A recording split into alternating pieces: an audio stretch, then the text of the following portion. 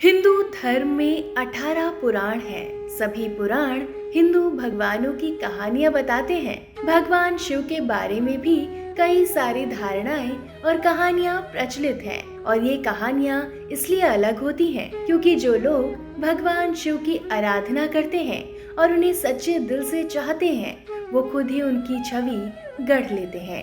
भगवान शिव को संहारक और नव का निर्माण कारक भी माना गया है। शिव पुराण के अनुसार भगवान शिव को स्वयंभू माना गया है क्योंकि वेदों से मिली जानकारी के अनुसार शिव अनादि हैं। उनका ना कोई आरंभ है और ना ही कोई अंत। शिव का ना तो जन्म हुआ है और ना ही कभी उनकी मृत्यु संभव हो सकती है। उन्हें सृष्टि विनाशक भी कहा गया है और सृष्टि रचयिता भी। भगवान शिव और माता पार्वती साथ मिलकर सर्वशक्तिशाली बन जाते हैं, इसलिए भगवान शिव को अर्धनारीश्वर भी कहा गया है। तो आज की इस वीडियो में हम आपको भगवान शिव और माता पार्वती के बारे में एक रोचक और मजेदार कहानी सुनाएंगे, तो वीडियो को अंत तक जरूर देखें। भगवान शिव से जुड़े कई रहस्य और कथाएं हम अक्सर सुनते आए हैं। शिव परिवार के बारे में यानी भगवान गणेश, कार्तिकेय, माता पार्वती से जुड़ी भी कई कथाएं प्रचलित हैं।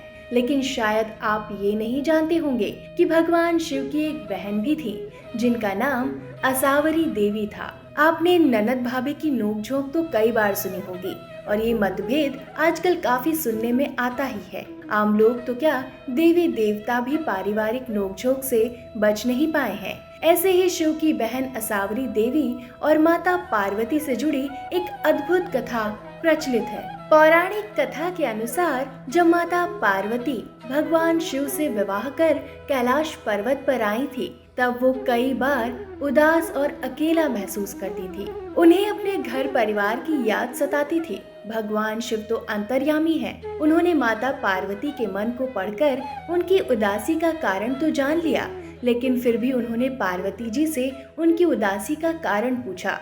तब माता पार्वती ने जवाब में कहा कि उन्हें एक ननद चाहिए। दरअसल माता पार्वती ने कहा कि काश मेरी कोई ननद होती।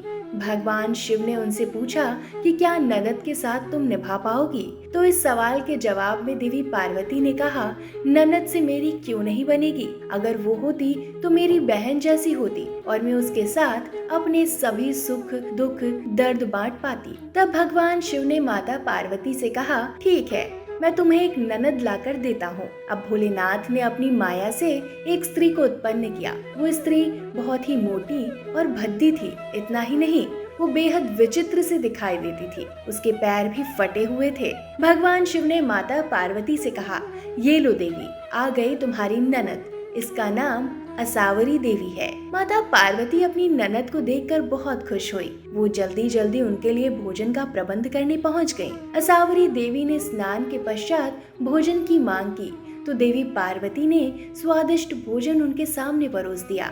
असावरी देवी सारा भोजन चट कर गई और सारा अन्न भी खा गई। इस बीच असावरी देवी को शरारत सूझी और उन्होंने देवी पार्वती को अपने फटे पांव की दरारों में छिपा लिया, जहां उनका दम घुटने लगा।